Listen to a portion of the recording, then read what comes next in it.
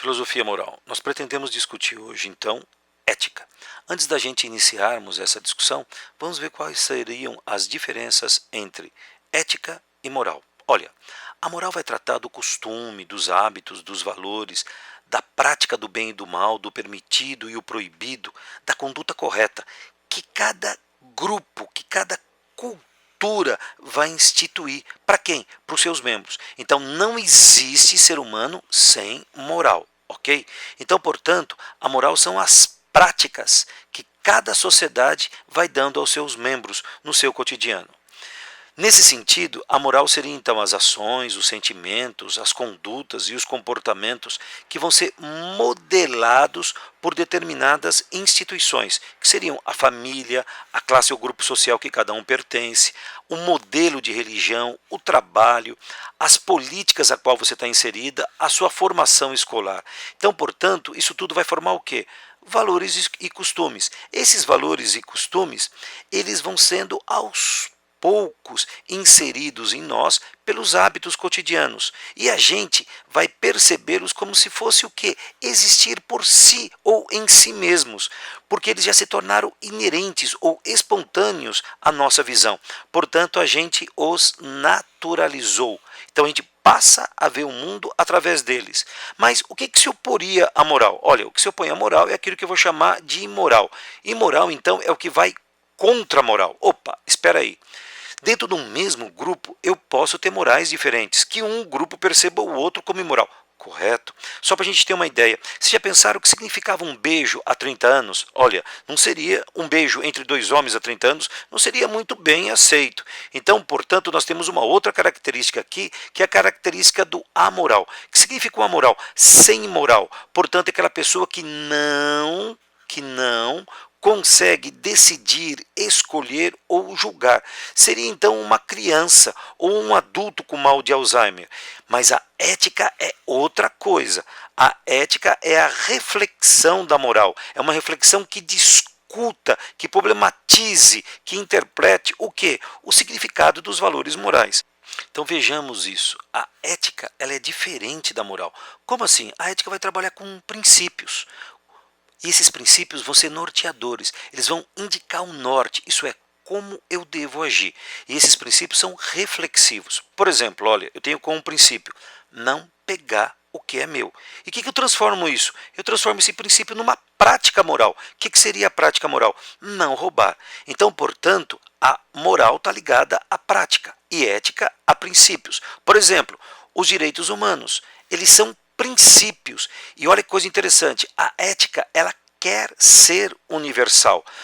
Não é que ela é universal, ela quer ser. Então a ética está ligada ao quê? A um determinado período histórico, a um determinado grupo histórico, ok?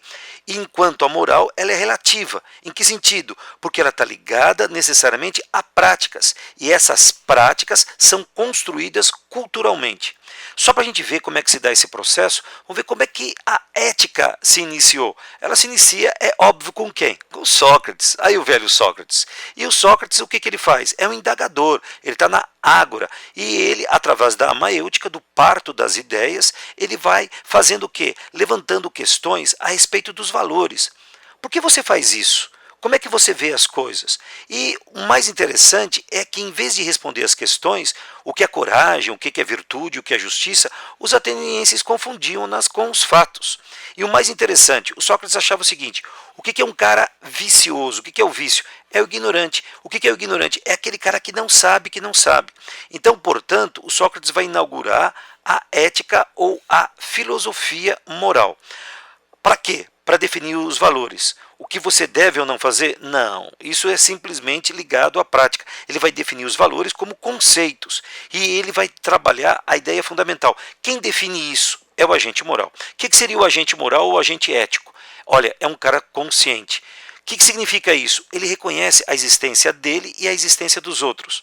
Olha, eu sou um ser que ama, sofre, se apaixona, deseja, projeta exatamente como os outros seres humanos. Então, portanto, os outros tal como eu, somos sujeitos éticos. Olha, eu sou um ser dotado de vontade. Que significa isso? Que eu consigo controlar e me orientar. Controlo o quê? Os meus impulsos. Então, necessariamente, os meus sentimentos, desejos, impulsos, as minhas tendências, elas vão ser controladas, então necessariamente eu vou decidir alternativas possíveis. Vocês estão percebendo que o Sócrates está inserindo o que na ética? A razão, ok? Como orientação. Então, nesse sentido, não é possível agir baseado o quê?